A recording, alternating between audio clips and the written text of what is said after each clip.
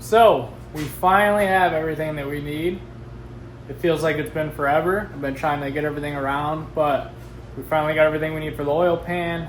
We got the subframe all mounted up. It's time to put this thing on. My goal today is to get the oil pan on and then get the subframe in and even potentially get the top hats on the coilovers. I know I've been saying that forever now. I still haven't done it. But yeah, let's look at this. So here we have our nice shiny gloss black rack all modded up. I wanted this thing to be flat black, but I didn't have any flat black clear. And I had already spent too much money this week buying the pit bike and some other things, flip car, blah, blah, blah. Just didn't want to spend the extra $9, so I didn't. So I gloss clear laying around, so it is what it is. Let's go get the new pan.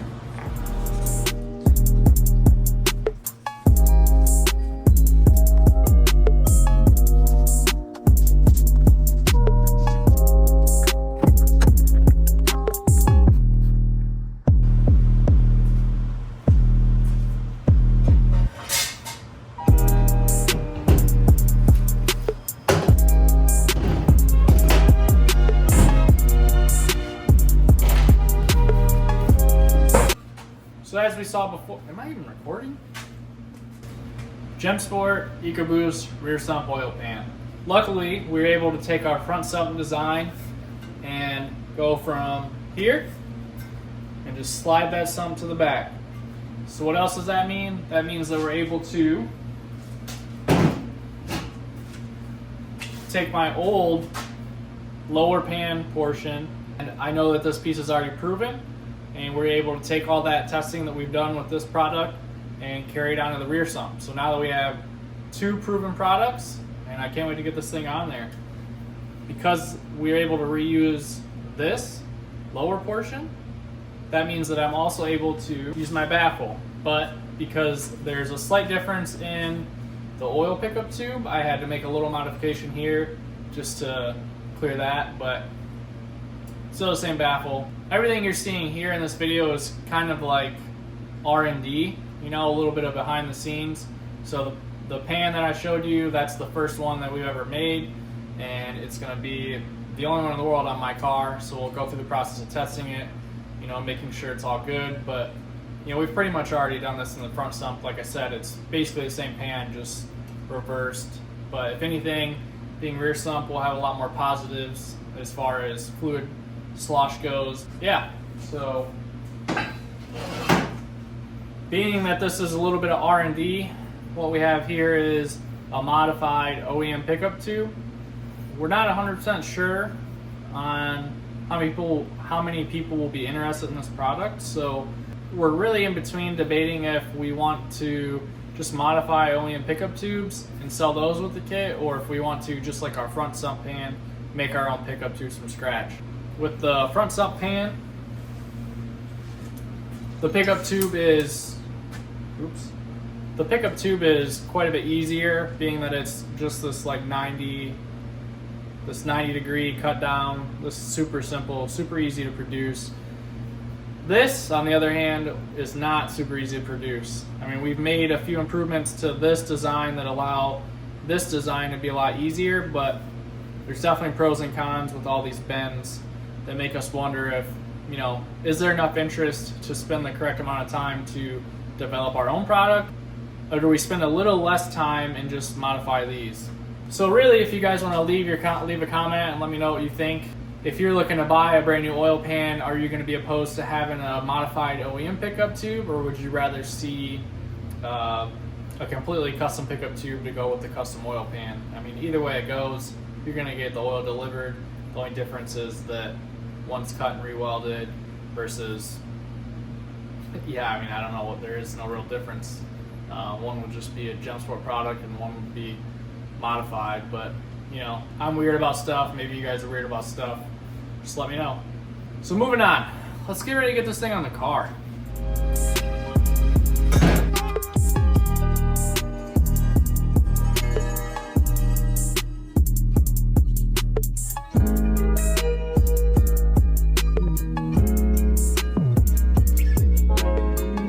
try to do a little bit of selfieing with this bad boy. We got our scraper, and I double checked the lighting in case one of you dorks want to see the underside of an Ecoboost.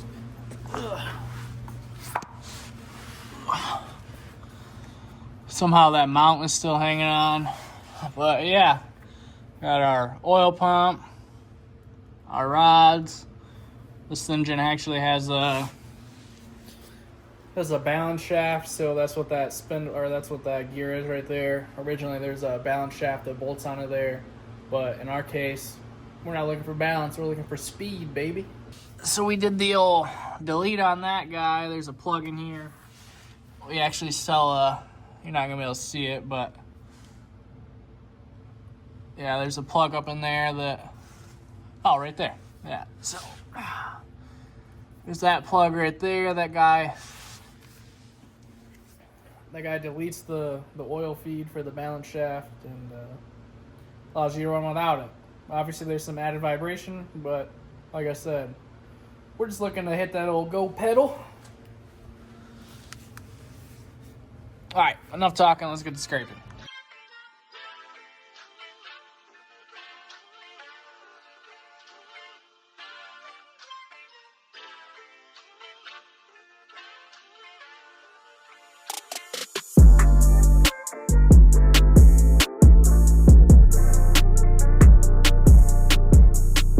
Fresh gasket from Ford. That's the big pro here with this Ecoboost, is if I was working on a JZ, I wasn't gonna be able to go to Ford today and just grab me a old oil pickup tube O-ring. Make sure you lube your O-rings. So I did that with some engine oil.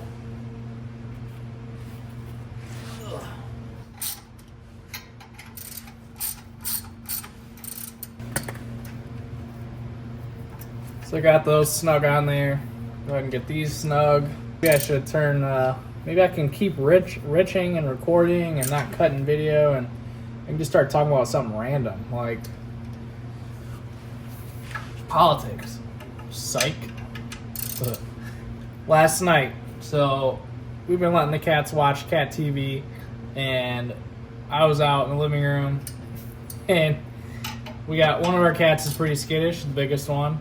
And Michelle said there was a goat walking up to the TV. Well, the Carl, the big cat, he thought the goat was real, and he ran, like fell off the bed and ran. It wasn't funny to me because I thought a bunch of water spilled, but after Michelle told me about it, it was pretty funny. Sweet, well, we got everything on there. Now, next step is I'm gonna put some RTV on the oil pan. So Ecoboost have two sealing surfaces, uno and dos. That's what makes this pan such a pain, and that's exactly why it's billet. In our case, we don't want to be welding this flange to this flange, and the original idea of having a two-piece design, which actually be three pieces by the time you weld the lower portion on. It's a lot of work, and there's a lot of things that can happen, like in the last video we talked about with warpage. So billet it is.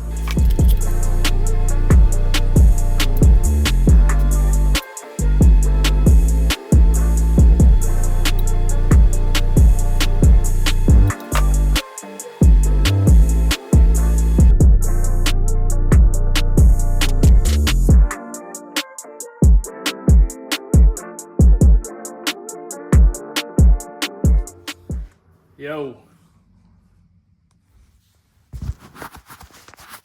Alright. Whole kit's on the car. So I only ended up having one issue. So pretty much my only issue at the moment is the steering. You can see I ground the steering shaft down. So trying to get both hands in here. Doo-doo-doo.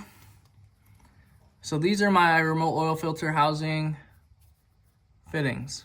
So I'm having issues with this guy right here when it rotates hitting that. So I don't know what I'm gonna do yet. I think that fitting on there is a 45. It might be a 60 degree. So I'm potentially gonna be able to just put a 90 on it. And that'll give me all the clearance I need. So this is no bumps or no lock set up. I mean, it's just in there dangling around, so maybe it's hitting, but there's definitely a little more in this as far as rotating. When I dropped it, it went in. So, you know, if I had the engine running and whatnot, this would go a little bit more. My contact patch is pretty decent. And I made a post in this group called Drift Car Builders, and a couple guys gave me some advice, and then somebody mentioned that the lead wheel potentially shouldn't have a flat contact patch for some reason that I don't understand, that I need to look into, and that the rear wheel should have the flat contact patch, which is what it's been all day, but I didn't understand that, and I still don't understand it. So I kept trying to figure out how to make that lead wheel better, but stay within that 4.5 degrees negative that YSAB called out, which I found out in the long run that isn't even possible. So it is what it is. This is the other side. So this actually goes far enough to allow the wheel to hit the tie rod, which is pretty nuts. But that's a lot of angle. And as you can see, that is very flat. And that is the two birdies, or whatever you would call them. So this is the middle Ackerman setting, and another learning curve, and a little bit of an unfortunate one, but it doesn't matter. This chassis is toast anyway. Is this guy. So I originally had this set up this way, so I had it cut out there, and then after doing some research, I seen that James Dean, even though James Dean doesn't have YSAB V3, Odie does, and then I think it's raining out. Matt Schulman, who has given me a few tips, used to work for LZ, I think. His camber plate has a caster adjusted this way as well. And then, I mean, if you just go into any YSAB car, it pretty much has it that way. So I don't know what I'm doing. I'm gonna do what they're doing. I had to recut it. It's been a long day. It's honestly been a long weekend. There's some parts coming in today that allow us to make some pretty good progress. We got this coolant pipe to get rid of that old dinky boy. And then we ended up getting some OEM E46 tie rod boots. I don't understand this. Maybe you guys do. There's this huge hole, and then there's this little washer. I'm gonna call it a rubber washer, I guess, that goes in there. Why not just make the boot have this?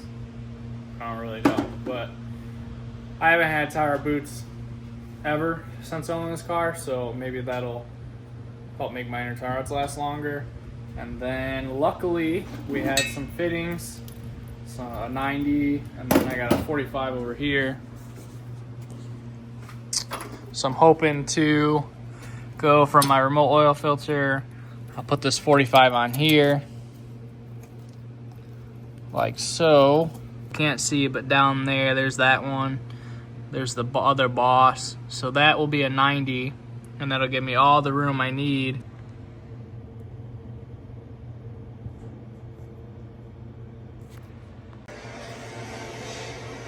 Next up,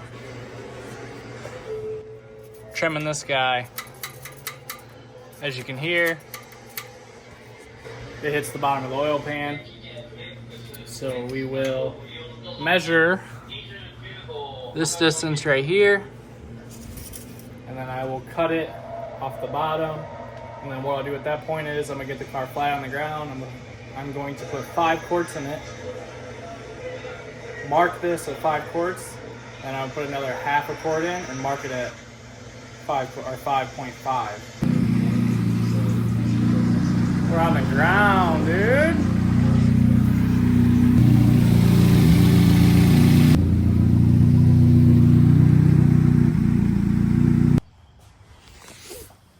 All right, so we got the last of the parts we need to drive this thing down the road. So we got some ISR 70mm extended front studs, and we got some Chase Bays extended front brake lines. So these are 3 inches over stock. Let's open it up.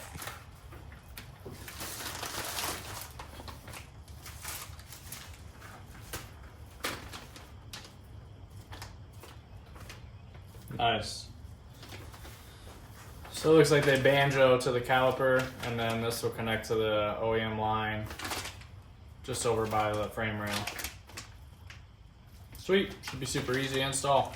So I actually already have all the Chase Bays lines on the car because I have Chase Bays dual piston brake booster delete. Obviously all these other Chase Bays goodies too, but with that I ended up getting the Chase Bays line kit. So it'll run from there all the way out to the frame rail where I would connect the soft line. So now this will be even more of a breeze, obviously connecting Chase Bays lines to Chase Bays lines. So let's get these things installed. First, I'm gonna do the extended studs just because that'll be the easier, less messy part. And then I'll get to install these lines, bleeding the brakes, and then set myself up to be able to drive this thing tomorrow. Would be sick.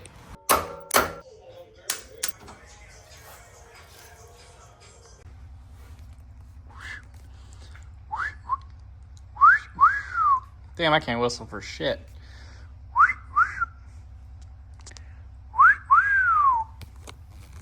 We got it on the ground.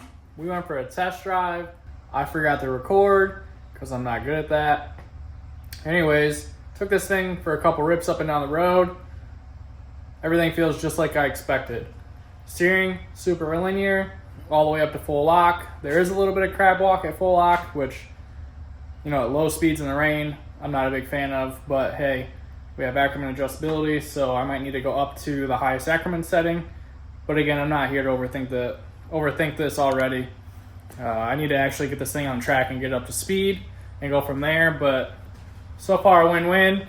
I'm not seeing any leaks at the moment, so I'm pretty much dying to just keep driving this thing. It's been so long. Michelle's car needs an oil change. I don't want to do it at all, but the fact that I want to drive the car gives me a reason to go to Advance and get all the parts.